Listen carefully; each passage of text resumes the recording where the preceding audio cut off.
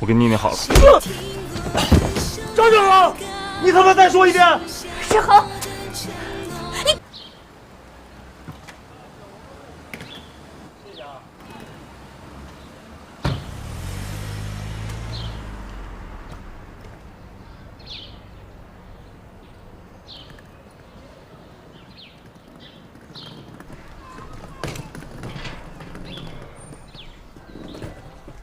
宁儿，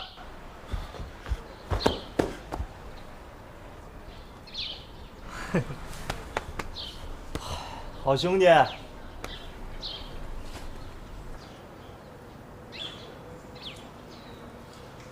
一鸣，我有话要跟你说。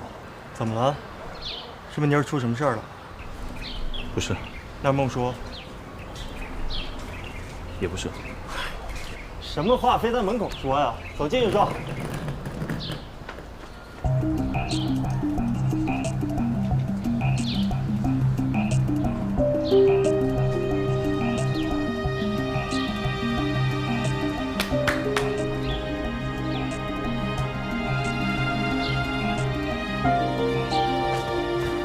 娘，我真有话要跟你说。让我来说。你先回去。 我们的事我不想逃避，我想当面跟他说清楚。哎，等一下，什么事儿啊？这么严重？一鸣，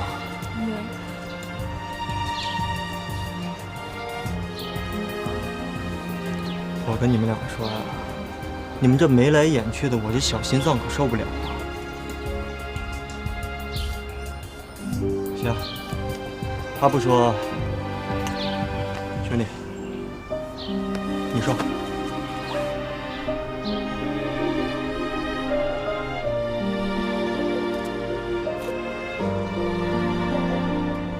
对不起，我跟妮妮好了。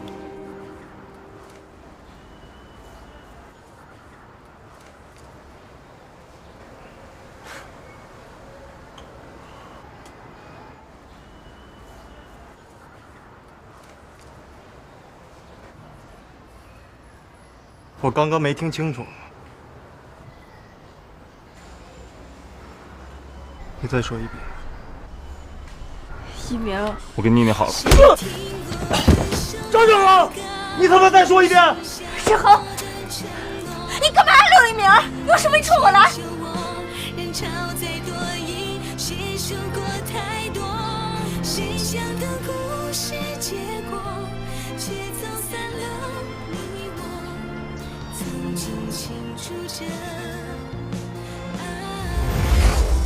我再问你最后一遍，这是真的？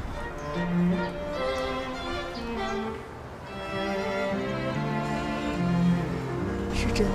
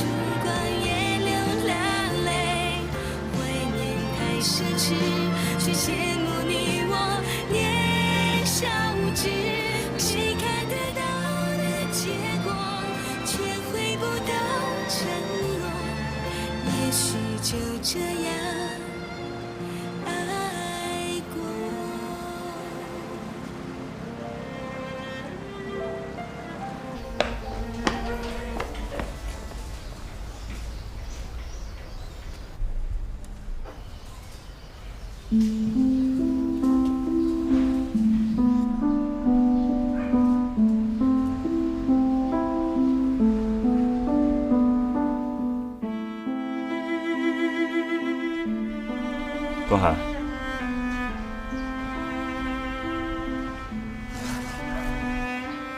你留下来陪他一下吧。你留下更好吧？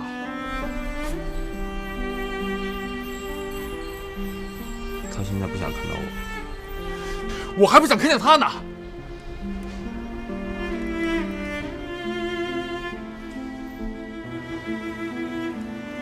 更不想看见你。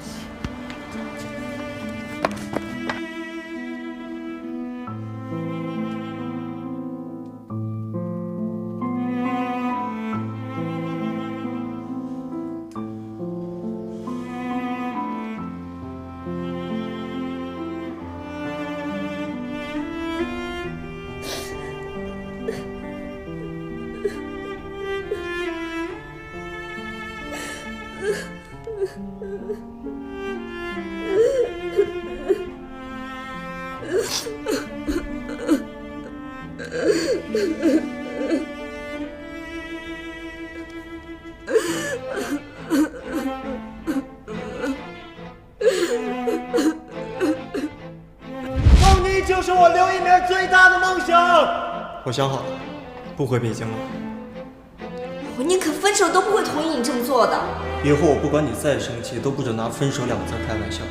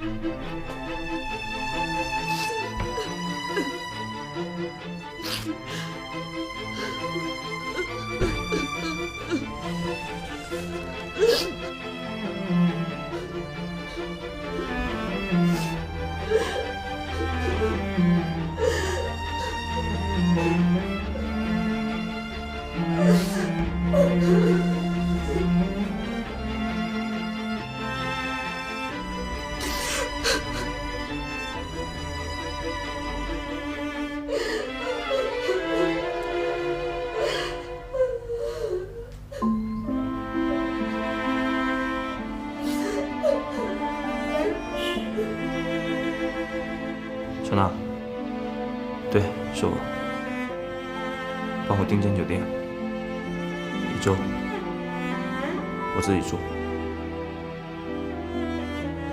没事，你照做就好了。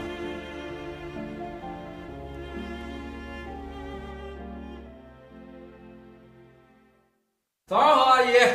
哎，小关，哎，早饭我都做好了，把一鸣叫起来了，一块儿吃啊。那个，昨天晚上我们玩的有点晚，让他多睡会儿。哎，昨天晚上你们半夜3更回来，是不是喝多了？没喝多，就是有点累。阿姨，让他多睡会儿啊。哎，对，我跟你说呀，我一定让他多睡，他想睡到什么时候睡到什么时候。哎，我去把行李拿回来。你吃点早饭呢？那个，阿姨，我不吃了啊。你说这孩子真是的。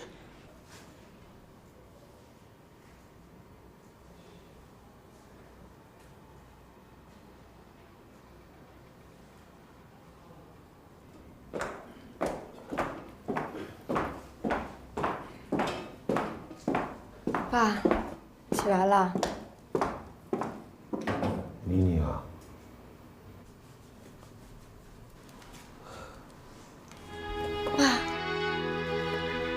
爸，你认得我了？傻女儿，你是我女儿，我怎么会不认得你呢？爸，你终于认得我了。怎么了，闺女？哎呀，是不是爸又吓着你了啊？不是，我高兴。奇怪了，我这头啊，成天都是头昏脑胀的，这。那要不我陪你起来走走？慢点。哎呦，不行！那快坐下。哎呀，怎么了？天旋地转的，我真的是躺太久了。那我帮你揉揉。哎呀，这样有没有好一点？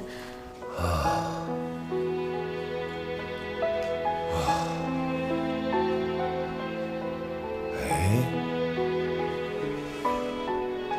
妮妮，你不是要去北京的吗？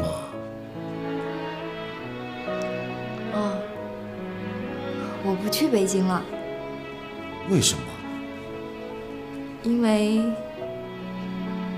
我跟一鸣分手了。为什么？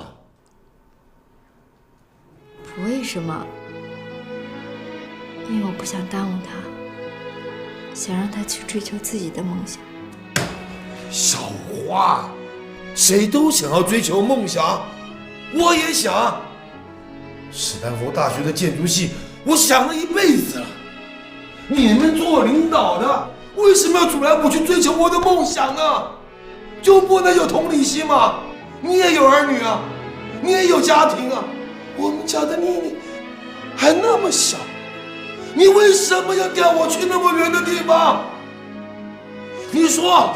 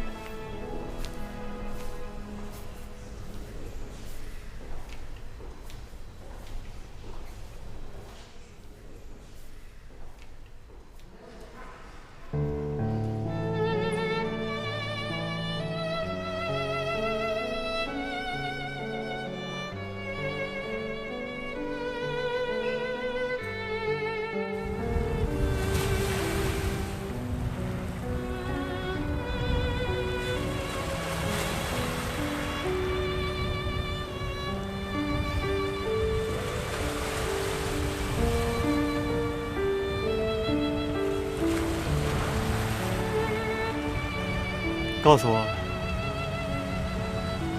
为什么？现在说这些还有什么用呢？我可以离开这里，我可以永远消失在你和张志恒的视线里面，但是我不想做个傻子。告诉我为什么？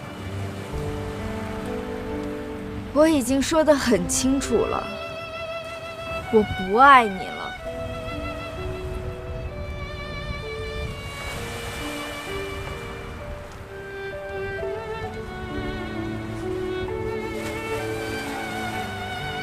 你看着我，再说一遍。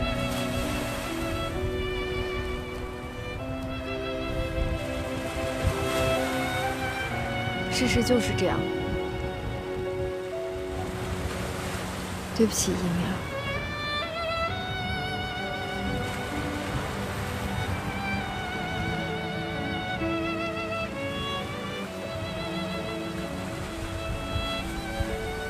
我不相信你，我不相信你会背叛我，我不相信我们4年的感情比不上你和张德儿的4个月。这4年来，陪在我身边跟我朝夕相处的人不是你，是张志恒。下过的承诺，懂得迁就我，人潮再多已携手过太多，谁想的故事结果，却走散了你我，曾经清楚着爱过。你从哪里开始，就从哪里结束。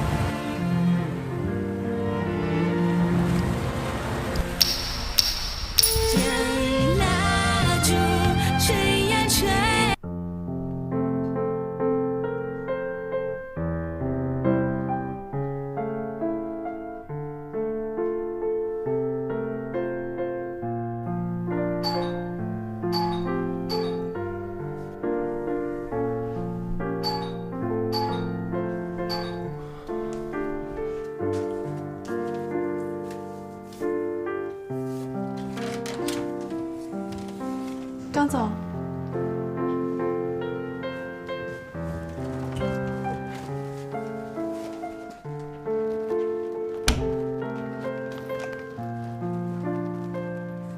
张总，怎么抽那么多烟啊？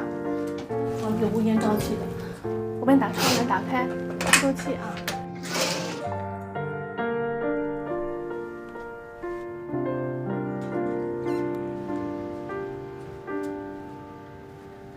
张总，我给你带了点吃的，你趁热吃点吧。放那儿吧。你放心，公司没什么事儿，有一些要见的客户我都帮你安排到下周了，就是有一些要马上签字的文件我都给你带来了，有空的时候你看一下啊。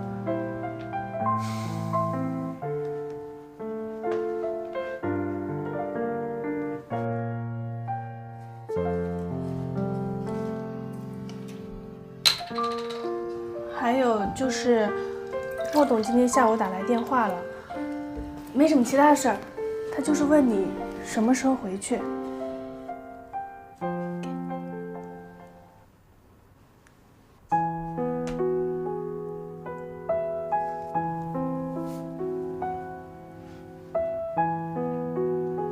你今天去医院了吗？我刚从医院那过来的。孟叔怎么样？你放心，孟先一切都好。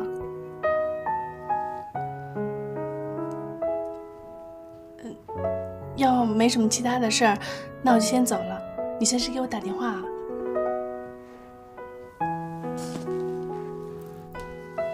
记得趁热吃东西。小娜，帮我买个手机。好啊，要什么牌子的？和原来一样就行。好，我知道了，那我先走了。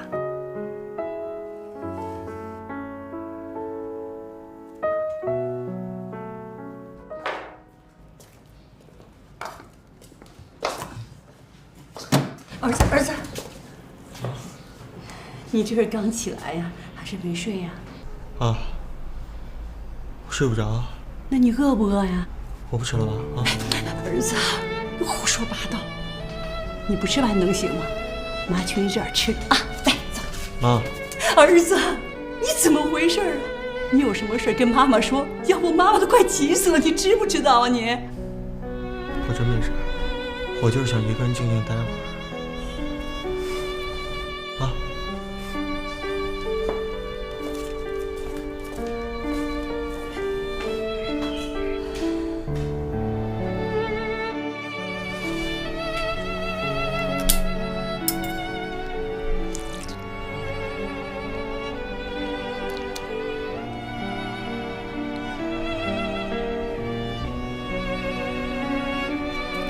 别再喝了，儿子。妈妈问你，是不是梦妮儿跟张志恒好了？啊，我现在什么都不想听，也不想说。你不听不行。自打你从剧组回来没回家，妈这心里边就犯嘀咕。你回来了以后，什么话都不说，你又走了，妈心里边就明白了。这几天我也想了很多。我现在已经不生梦妮的气了。你们俩好了那么多年，谁也不欠谁的。你把你的好时候给了他，他也把他的好时候给了你。最不应该的就是你不在他跟前儿，你没跟他在一起。要是其他的姑娘，可能早就飞了。梦妮她爸爸病了以后，我这心呐，沉得像一块石头压着一样。我和你爸什么都没说，这人要讲情义，讲道义。梦妮一天是你的女朋友，她的困难就是咱们的困难，他们家的事儿也就是咱们家的事儿，就是砸锅卖铁，咱们不能够埋怨人家梦妮儿一句呀。你拍戏挣了钱，我和你爸都给你和梦妮儿存着呢。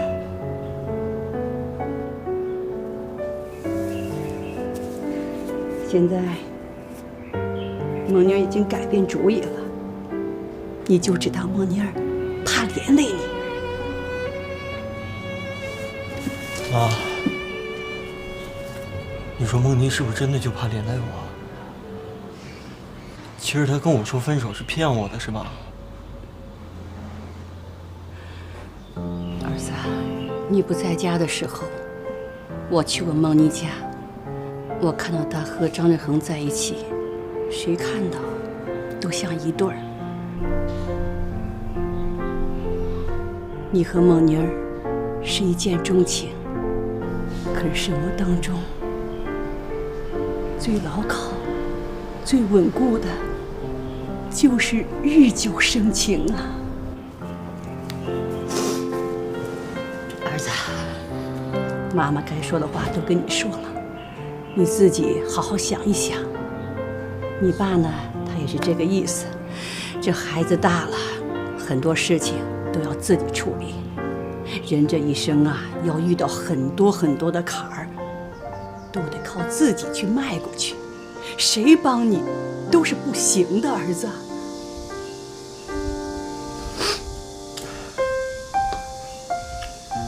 放心吧，妈，我没事儿。听妈的就行啊，儿子。哎，妈啊！哎，儿子，那你听妈的话，去吃点饭行吗？不吃。好，好，好，妈妈给你做，好不好？好，听话啊。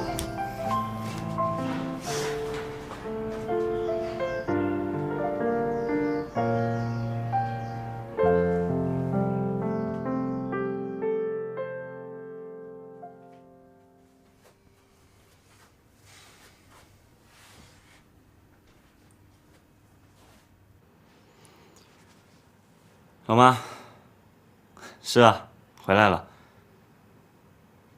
我前段时间手机坏了，新换的。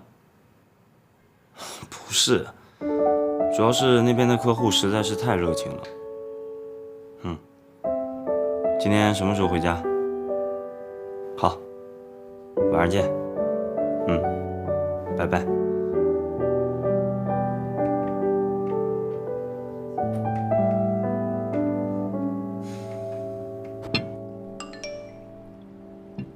咱都要多喝几杯啊！你要多喝几杯。够多了。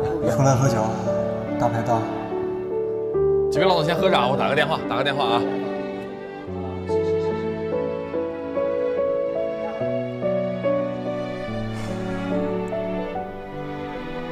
老大，老地方，除了喝酒，我这儿跟客户拼命呢。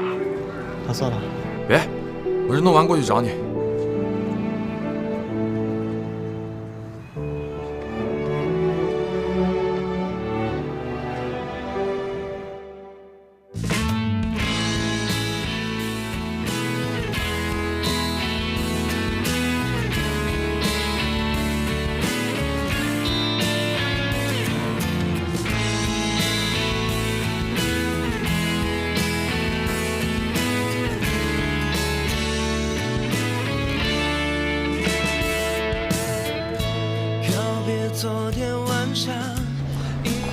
你就是刘一鸣，我想考国戏，你愿意教我表演吗？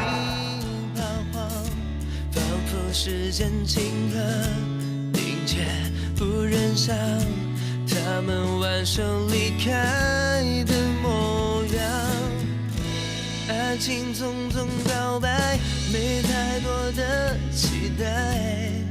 我试着淘汰所有的依赖，带着爱的无奈走开，承认感情已经漂白，相信你一个海浪般的夏天，一起将并肩穿过繁华的夜。对不起，我跟妮妮好了。这4年来陪在我身边、跟我朝夕相处的人不是你。其实我希望可以给你一辈子的幸福。我们俩也不会分开，对不对？我那个世界，已无人的街，停在这一夜。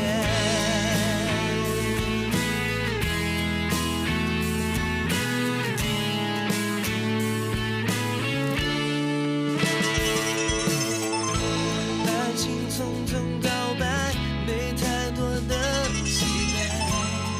我试着淘汰所有的依赖，带着爱的无奈走开，承认感情已经漂白，相信你一个海浪般的夏天，一起将并肩穿过繁华的夜。剩下我迷失在无序的心结，等待你从我携手。干嘛？我去。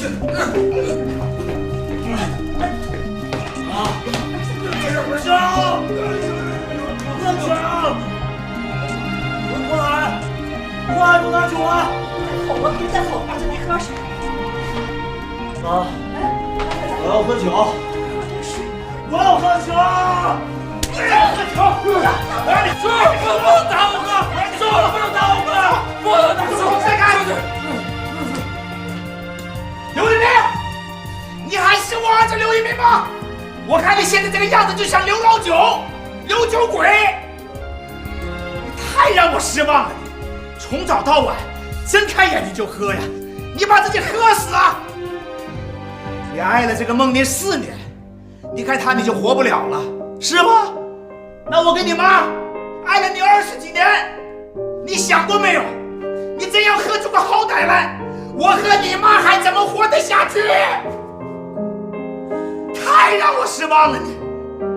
我一直对你有信心呐，现在看见你这个样，我活的心都没了。谁不遇到点困难，谁不遇到点坎坷，都像你这样，那还活吗？刘一鸣，你给我记住，以后做事儿、想问题，都不要忘记自己是个男子汉。我他妈什么没有？我什么没有？我就是男的。你干什么呀，儿子？你别了，儿子！你别了，儿子！你别再打！老头子，你干什么？你走你的，老头子！儿子，儿子，妈，儿子，我从小到大，我也是第一次这么看不起我自己。大哥，大哥，饿了吗？你饿了？那你赶快去吃饭吧，就不用送我回家了。我是说咱们2个一起。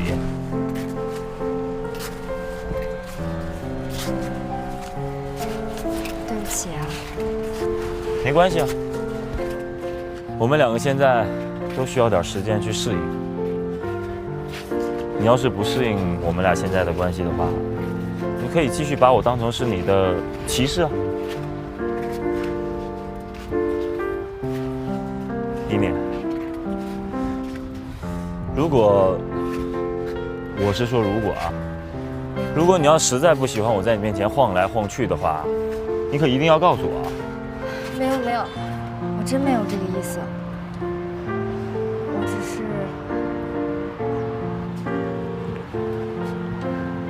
志恒，给我点时间，让我去适应。我懂。其实一鸣给我的压力不比你小，毕竟是从小一起长大的哥们儿。所以呢，你别乱想，我和你一样，都需要时间啊。不过我会继续努力的。儿子呢？昨天晚上睡太晚了，让多睡会儿。你也敢去？爸，今儿我跟你一起出摊，我准备一下。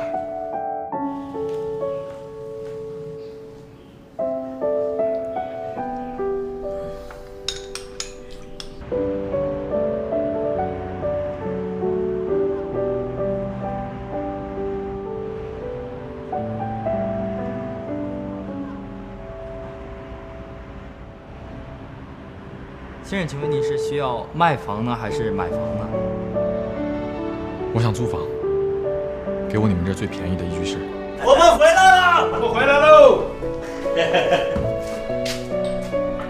哎呦喂，啊，儿子，儿子，哎，你看看你妈给你做了多少好吃的啊！哎，我说老太婆，我跟你提个意见，行不？啊，我天天出去干活，你也没怎么慰问过我啊。你儿子今天就出去干了这么一天活，你看你做了多少好吃的啊！你吃素啊，也没吃对。我告诉你啊，今天这所有的菜，哎，都是人家关海买的。关海，怎么着？把咱们公司老板给打劫了？叔，回来了，叔。大安，过来，站好了，手摆着。干啥呢？啊？不跟你说了不让你乱花钱的吗？哎，叔，听我说啊。那个，我在你们家也住这么长时间了，现在我决定搬走，这顿饭就当我向大家辞行。哎，为什么呀？我有位哥们儿啊，房子空着，然后很便宜的就租给我了。再便宜，是不是也得花钱啊？该花的钱得花呀。叔叔阿姨睡觉那么轻，我那工作。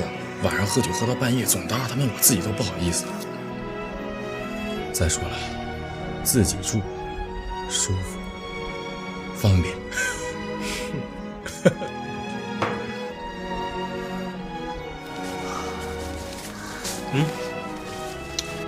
请问他妈什么时候？哎，别跟我提他妈，我还等他妈走，不知道等到什么时候了。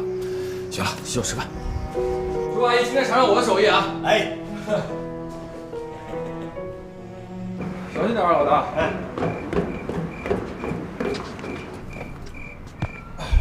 到了，看看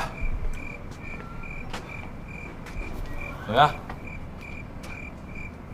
这房不错呀，感觉还挺惬意的，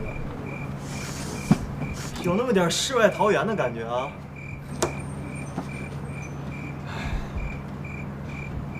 老大，说实话啊，这房子其实我是通过中介租的。我说你小子行啊，不仅把我骗了，把我爸我妈也给骗了。你租这房子干嘛？你住我们家不就成了吗？你这无形当中是不是又花了一笔费用？你有钱了？老大，首先我要不那么说的话，叔叔阿姨肯定不让我走。还有，不是所有的钱能省就省的。最主要的，我是想和冰冰有一个独立的空间。空间，这我懂啊。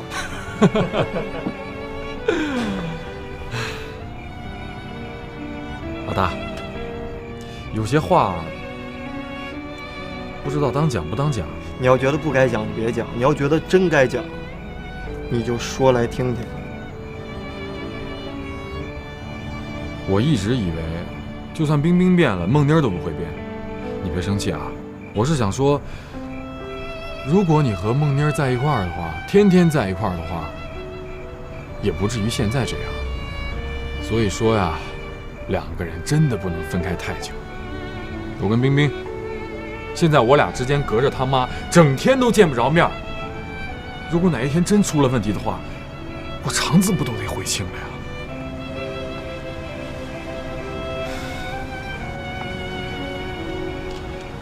老大，我可能说重了，你没事吧？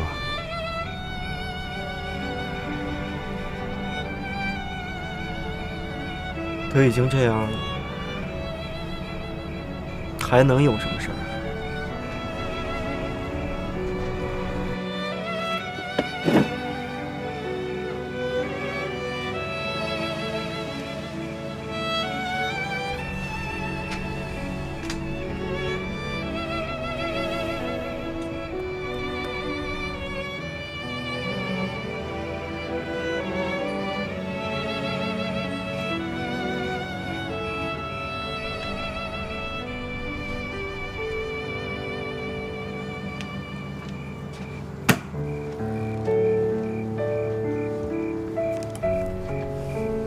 你这是什么意思啊？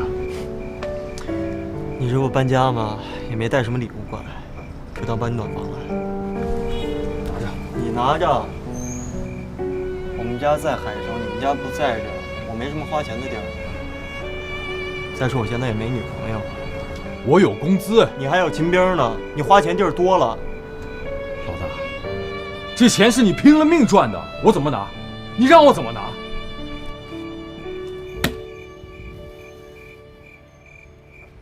兄弟，你知道我刘一鸣拼了命赚这份钱，是为了什么？为了梦妮儿。也对，但是也不对。我刘一鸣曾经问过我自己，我那么辛苦的拍戏，演那么多自己不喜欢的角色，到底为了什么？后来我想明白了。是为了我身边珍惜的人。蒙妮曾经是我珍惜的人，但她现在不是我女朋友。可是我现在身边还有很多值得我珍惜的人，我爸、我妈，还有像你这样的好兄弟。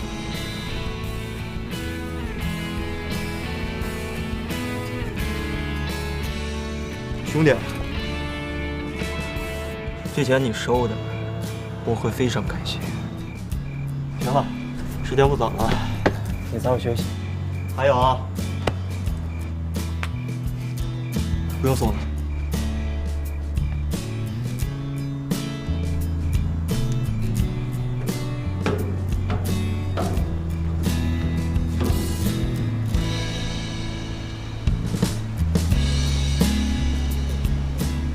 这南瓜子对我们前列腺好，这我给儿子留着呢。瞧你，老爹老妈，我回来了。儿子，把小关送走吧。啊，我来。儿子，大海真是个好孩子，懂事儿。我这兄弟啊，人非常不错。爸，哎，你喝，儿子。我自己来。怎么着？明天还跟老爸出去学修车去？去啊。不过我可有个要求啊，明天去必须得教我点技术活，类似于补胎。不可能！你要在边上看，自己能学会了，那是你自己的本事。您看看您爱人这态度。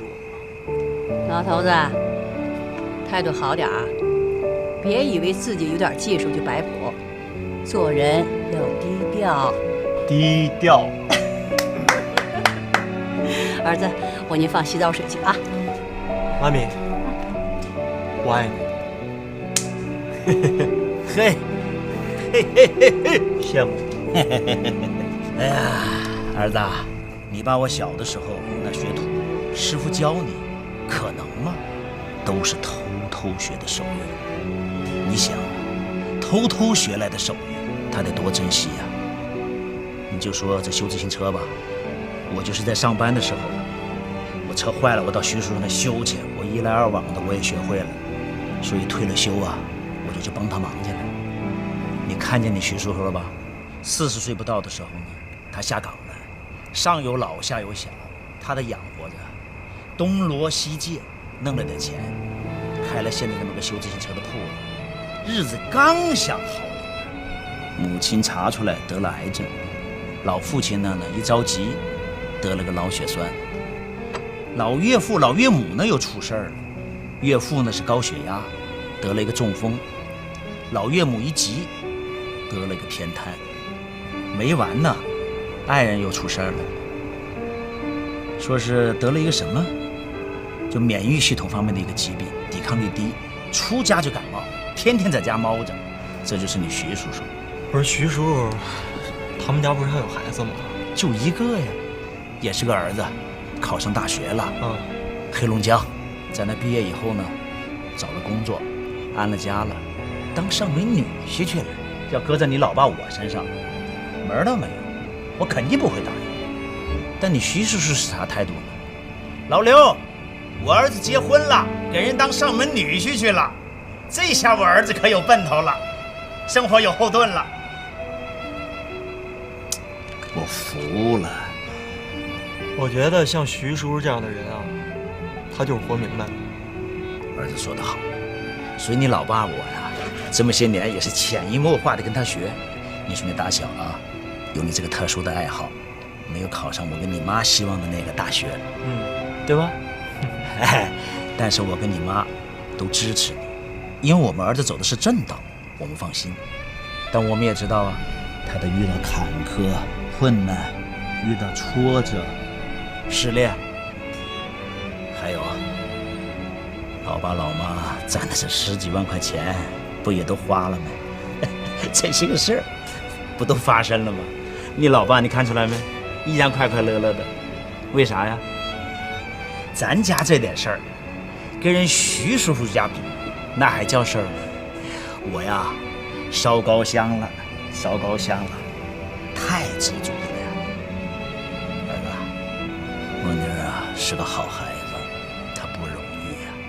他现在的这个选择和决定，对你、对他、对他爸，那都是好事。他爸这个身体还能扛多久？往长了说，3年、5年、10几年；那往短了说呢，那就不好说了呀。所以孟妮的心里他有多焦虑呀，对不对？他不容易。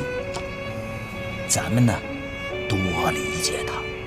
以后万一过了很多年，他要遇到什么困难，求到你面前了，你还必须得帮助。这是做人的基本厚道，记住了。我知道。什么都是浮云，好好的活着，学会知足。老爸进去了。啊，谢谢你。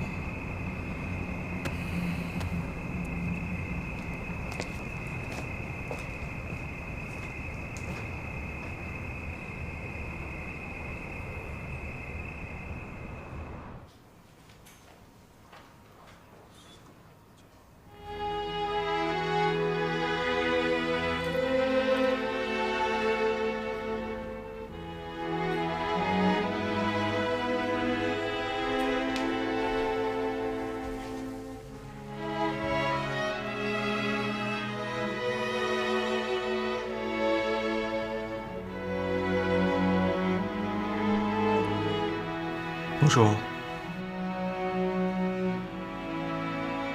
我是刘一鸣，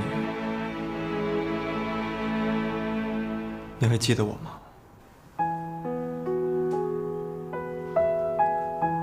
刘一鸣，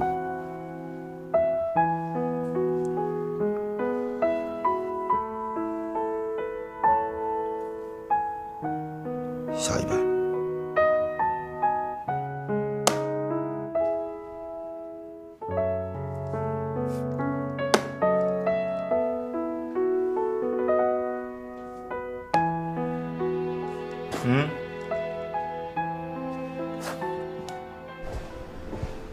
从目前恢复的情况看，孟老先生可以出院了。我爸外伤虽然是好了，那他老年痴呆症怎么办？这个问题短时间内恐怕解决不了，或者是根本解决不了。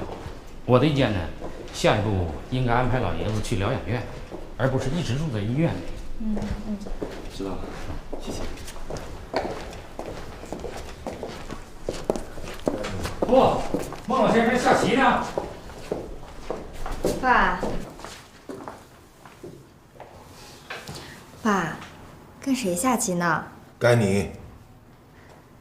刚才有人来看过我爸吗？不知道啊，一会儿可以去问问，也许是4号床的老王，那可是个老棋迷，天天端着棋盘子到处找人下棋。张志恒，哎，孟叔，该你。好嘞，来，我陪你一下。病人如果还能下棋的话，说明他大脑的逻辑思维还是清晰的，应该鼓励。该你。好嘞，该你。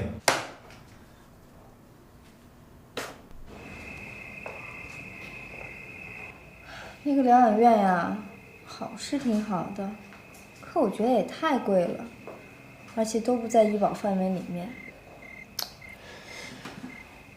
如果要只是经济方面的问题呀，那就不是问题。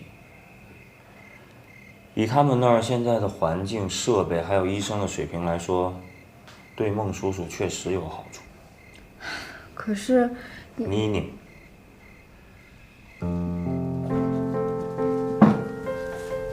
你还记不记得那天晚上你告诉我，要我好好的照顾孟叔叔？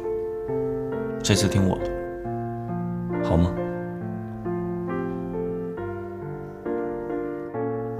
志恒，是我要谢谢你，谢谢你给了我这么一次名正言顺的机会。我们走喽。妮妮，我跟孟叔在车上等你，别急啊，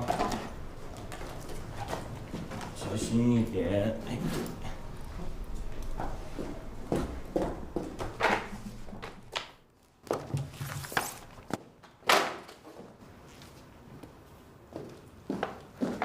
那最近感觉身体怎么样？还行，挺好的。挺好的。哦，通过你们的治疗，这几天恢复的不错，感觉到。护士，那个王叔叔呢？啊，不清楚哎。哦，老王他出去治疗去了。哦，那我信息就放在这儿，回头你帮我谢谢他。哎，好嘞。谢谢。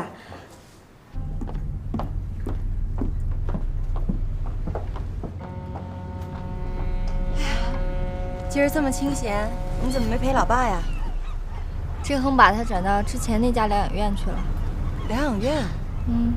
就是在海边那家。歧视就是歧视。行，慢点吃，慢点吃啊！哎呀，怎么弄得跟难民营回来似的？就我那摄影棚，还不如难民营呢。我们那教练知道我们队里有个女孩发胖了，拍照前竟然让她去灌肠。灌肠？为什么？拍照的时候显瘦呗。那女孩2次就撑不住了，要我说拿电脑修一修也行，就不拿模特当人。天哪！哎呀，这真干什么都不容易。也是，人比人还能比啊。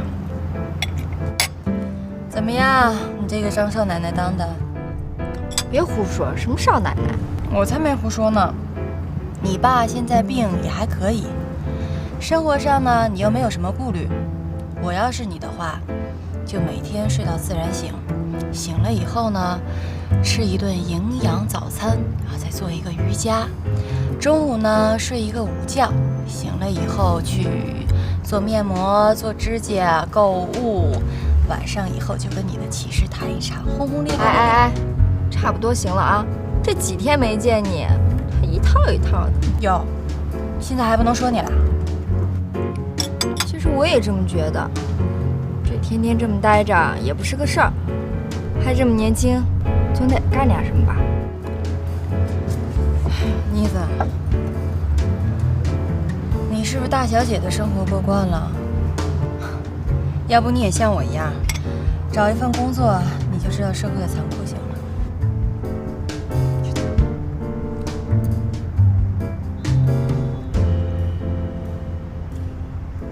这个呢是我们创意部门给七度空间少女、公主和优雅系列做的广告宣传创意。公主系列的创意呢是即使没有王子，我也是公主。少女系列的创意呢是我的舒服我来定。公主，对不起啊，哎，问你一下，之前住这个床的孟一清是不是换房间了？哪儿转院了？为什么呀？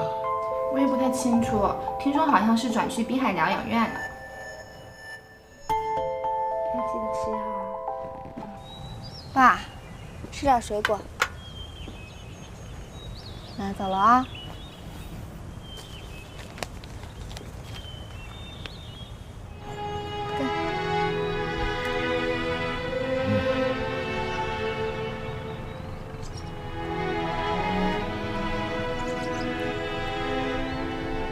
爸，你说多奇怪啊！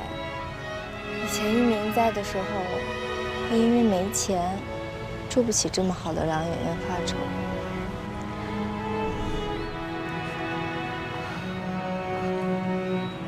可现在有了志恒，好像什么事儿都可以解决。可心里怎么还是空落落的？妮妮，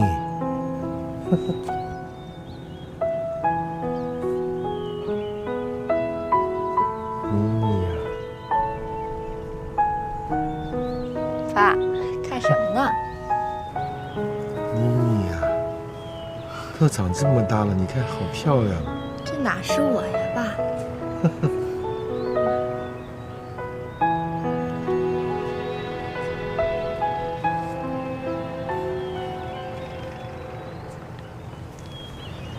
妮妮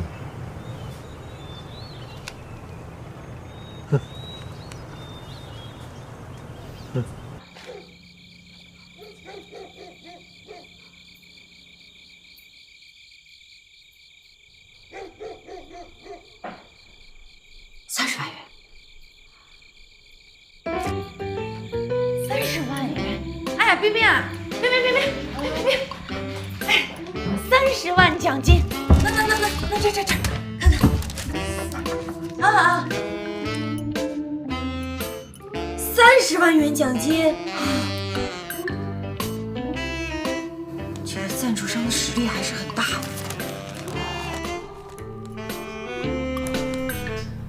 网络电视同步直播。网络查找我给你念啊 ，www，这么快？啊，对，是这个。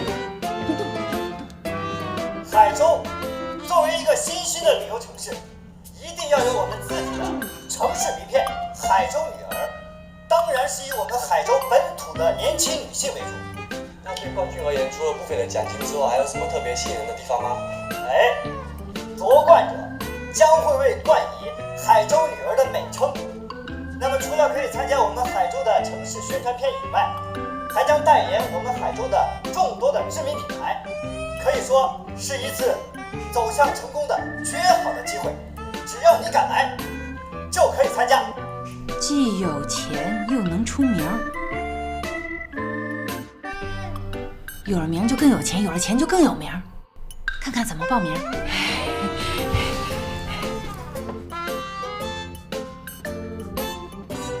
海州女儿广告，那图片很像你。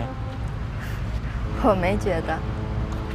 那就一定是那个图片很美，所以啊，孟叔叔才把它当成是你。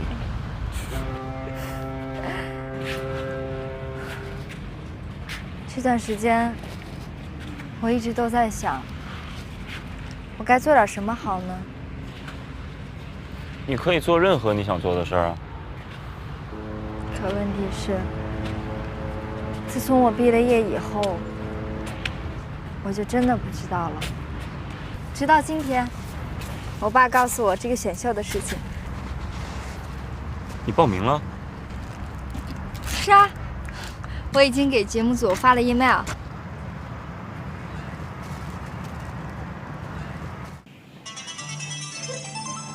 帮我接个电话。哎。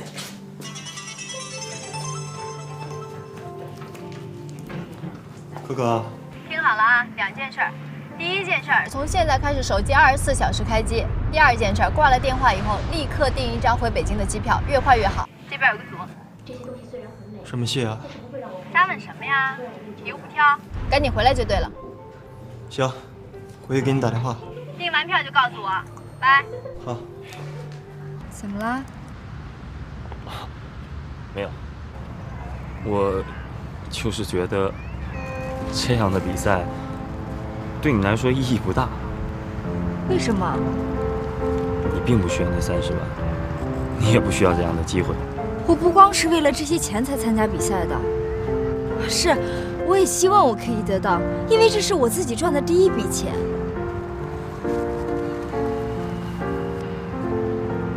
还有，我本来就是学表演的，能上舞台上实践自己，这有错吗？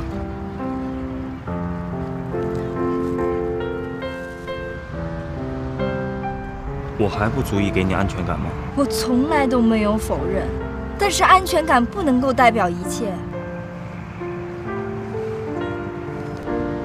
就像你之前说的，我可以做我想做的事情。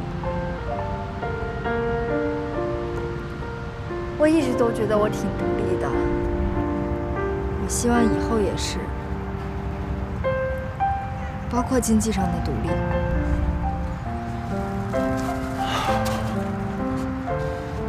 志恒，你知道吗？我如果做不到，我就没有勇气面对我们俩的感情。好，这样啊，你说的呢，我都理解。可是，我还是觉得，像你现在这样的身份去参加这样的选秀活动，不大适合。我现在什么身份？